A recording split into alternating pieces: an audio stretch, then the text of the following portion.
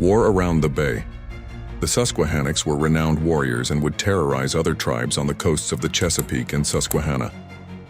The Susquehannocks fought and defeated the disorganized Delaware Indians in 1634 and forced them to become tributaries to the Susquehannocks. From this, the Susquehannock established close ties with the Dutch. Other local tribes, such as the Powhatan Indians, welcomed colonial settlers as a buffer to the Susquehannock attacks against their settlements. The Susquehannock managed to establish mostly peaceful relations with colonists until the early 1640s. In 1642, the Susquehannock went to war with the province of Maryland over early northern colonists infringing upon their land. They won a number of battles since they were backed by the Dutch, but peace wasn't struck until early 1652, where they gave up a large amount of land so they could turn their forces to the increasingly hostile north. War on all sides.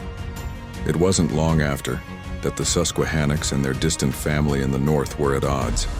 The Iroquois nation gave birth to what was the current Susquehannocks. This wasn't the first time that the Iroquois were at odds with their distant cousins. In the early 1610s, the Susquehannock had been fighting with the Eastern Confederation of the Iroquois, specifically the Mohawk, in an attempt to gain favor in the fur trade. War broke out again in earnest when the Iroquois attacked the western tribes of the Huron and neutral allies of the Susquehannock. They managed to defeat these tribes even with Susquehannock help, and it left the Susquehannock alone to fight the Iroquois. The Susquehannock also suffered a major loss in 1654 when a smallpox epidemic ravened their population.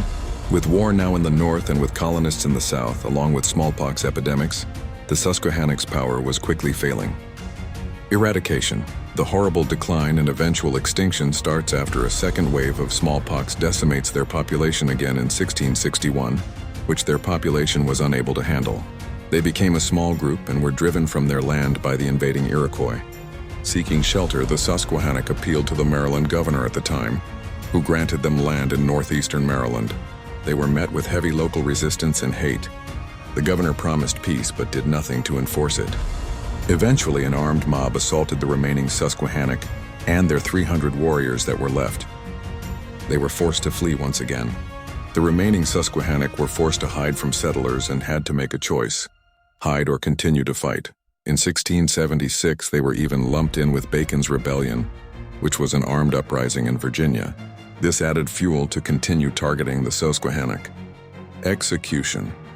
In 1703, the Iroquois allowed for the remnants of the old Susquehannock to return to their village of Conestoga, near modern-day York, Pennsylvania. This would be a final resting ground for a once great tribe. By 1763, there was an estimate of 20 people left in the area. Most had either moved westward towards Ohio or had gone back to the Iroquois in New York.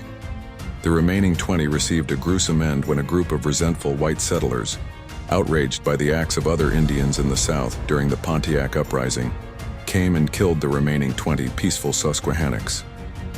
Despite the fact that the last of the Susquehannocks had converted to Christianity and were farmers in the local area, white settlers were out for Indian blood and ended up beating the innocent families to death and burned their homes. A tragic ending to a once powerful and proud Native American tribe.